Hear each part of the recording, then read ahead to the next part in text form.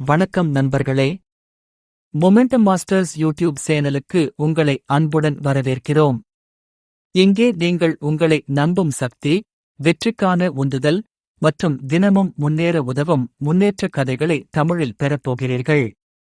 உங்கள் கனவுகளை நனவாக்க உற்சாகமும் ஊக்கமும் பெற மொமெண்டம் மாஸ்டர்ஸ் உடன் இணைந்திருங்கள். சப்ஸ்கிரைப் பண்ணுங்க. உங்கள் வாழ்க்கையை மாற்றும் பயணத்தை இங்கே ஆரம்பிக்கலாம். இலளிகம் பச்சையப்ப தேவராஜன் அவர்களின் மகிழ்ச்சி நம் கையில். நியூட்டன் விதி விளங்குவது போன்று ஒவ்வொரு செயலுக்கும் அதற்கு தகுந்த எதிர்வினை உண்டு.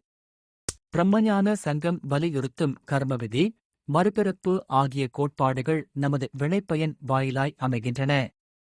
நாம் எதை விதைக்கிறோமோ அதன் விளைவை நாமேதான் அறுவடை செய்தாக வேண்டும். பிரம்மஞான சங்க இணை நிறுவனர் H.P. பிளாவட்ஸ்கி அம்மையார் வகுத்துள்ள பிரம்மஞான முப்பெரும் உண்மைகளில் மூன்றாவது உண்மை. ஒவ்வொரு மனிதனும் தனக்குத்தானே சுயேச்சையான அதிகாரம் உள்ள நீதிநெறியை இயற்றிக் கொள்பவன் ஆகிறான். தனக்குத்தானே பெருமையில் திளைக்கவும் சிறுமையில் வருந்தவும் கட்டளை எடுப்பவன் ஆகிறான். தன் வாழ்க்கை விதியைத்தானே வகுப்பவன் ஆகிறான். தனது வெகுமதிக்கும் தண்டனைக்கும் தானே தீர்ப்பாளனாக திகழ்கிறான். பிறருக்கு நன்மை செய்தால் தனக்கும் நன்மை கிடைக்கும். அதற்கு மாறாக மற்றவர்க்கு தீமை புரிந்தால் தனக்கு தீமையே வந்து சேரும் என்பதனை.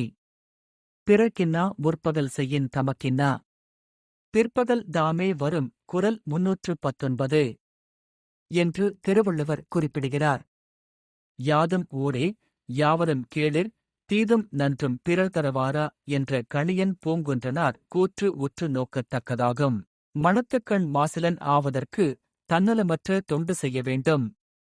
எவ்வித பிரதிபலனும் எதிர்பார்க்காமல் ஏழை எளியவர்களுக்கு பயனுள்ள உதவிகள் புரிய வேண்டும். இத்தகைய மனிதநேயம் மாண்புடைய மேலான செயலை ஆல்ட்ருயிசம் என்று பிரம்மஞானம் போற்றுகின்றது. யாருடைய மனதையும் புண்படுத்தாது. நமது மனதை பண்படுத்த வேண்டும். இறைபக்தி மட்டுமே முக்தி பெறுவதற்கு முற்றிலுமாக துணை புரியாது. பயபக்தியுடன் பாமரர்களுக்கு பயனளிக்கும் வகையில் சேவை பணிகளும் செய்ய வேண்டும். அப்போதுதான் மனநிறைவும் மகிழ்ச்சியும் பெறலாம். வாழ்க்கையில் வெற்றி பெறுவதில் கிடைப்பது மகிழ்ச்சியே. அதைக் காட்டிலும் எப்போதும் மகிழ்ச்சியாய் இருப்பதே உண்மையான வெற்றி ஆகும். மனமது செம்மையாகி மகிழ்ச்சியில் திளைக்க நமது எண்ணமானது சிறந்து மேன்மையுற வேண்டும். எண்ணிய எண்ணியாங்கு எய்துப எண்ணியர். தெண்ணியர் ஆகப் பெறின்.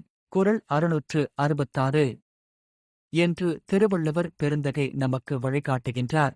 நாம் எதுவாக எண்ணுகிறோமோ அதுவாக ஆகிறோம் என்பது மேலான வேதவாக்கு.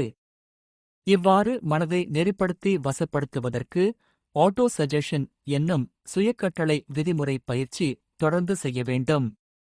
தினமும் காலையில் கண் விழித்தவுடன் மற்றும் இரவில் கண்ணுறங்கப் போகும் முன்பாக நிலை கண்ணாடியின் முன்னால் நின்று கொண்டு மனதை ஒருமைப்படுத்தி 1. நான் மகிழ்ச்சியாய் இருக்கிறேன், ஐ ஆம் ஹாப்பி. 2. நாள் நற்சுகமாய் இருக்கிறேன், ஐ ஆம் ஹெல்தி. 3. நான் செல்வ செழிப்புடன் இருக்கிறேன், ஐ ஆம் வெல்தி. 4. நான் அழகாக இருக்கிறேன், ஐ ஆம் ஹேண்ட்சம் பியூட்டிஃபுல். 5. நான் ஆனந்தமாய் இருக்கிறேன், ஐ ஆம் ஜாய்ஃபுல். 6. நான் நம்பிக்கையுடன் இருக்கிறேன், ஐ ஆம் ஹோப்ஃபுல். 7. நான் மன அமைதியுடன் இருக்கிறேன், ஐ ஆம் பீஸ்ஃபுல். இவை போன்ற சுயக்கட்டளை வாசகங்கள் ஆர்வத்துடன் சொல்லுங்கள்.